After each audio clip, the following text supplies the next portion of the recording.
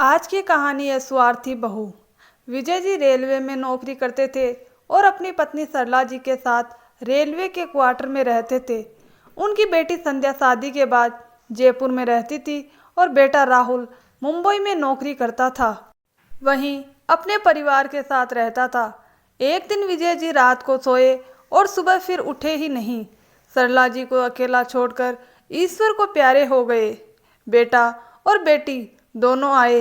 उन्हें विश्वास ही नहीं हुआ कि उनके पिताजी यूं अचानक चले जाएंगे। राहुल और बहू प्रियंका बहुत ही प्यार और सहानुभूति से पेश आए। उन्होंने कहा कि अब माँ हमारे साथ ही रहेगी, क्योंकि न तो अब यह क्वार्टर उनके पास रहेगा और न ही गांव में अकेला रहना आसान होगा। बेटी संध्या ने भी समर्थन किया और माँ को भाई के साथ जाने के लिए कहा। कुछ दिन रुककर वह वापस जयपुर चली गई।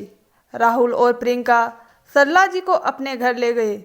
धीरे धीरे उन्होंने सरला जी के बैंक के पैसों पर कब्जा कर लिया।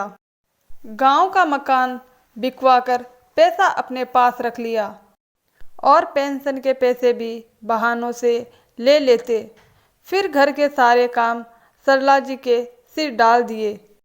सरला जी को लगता रहा कि यह भी तो अपना ही घर है, लेकिन अब प्रियंका असली रूप आने लगी थी। डांट फटकार और ताने।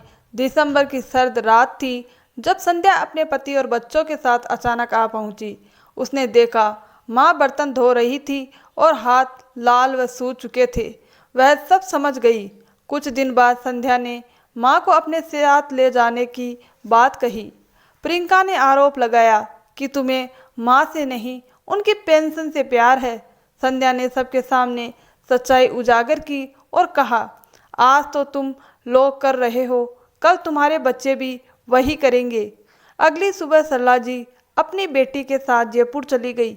राहुल और प्रियंका को बहुत पछतावा हुआ, लेकिन अब देर हो चुकी थी। दोस्तों, ये कहानी हमें यह सिखाती है कि हमें अपने माता पिता के साथ ऐसे ही पेश आना चाहिए जैसे हम अपने बच्चों से उम्मीद करते हैं। वो हमारे माँ बाप है जो हमें पाल पोस कर बड़ा करते हैं, इसलिए कभी उनसे बेईमानी ना करें। दोस्तों, आपको हमारी ये छोटी सी कहानी कैसी लगी? अगर कहानी अच्छी लगी तो वीडियो को लाइक, शेयर और चैनल को सब्सक्राइब जरूर करें। धन्यवाद दोस्तों।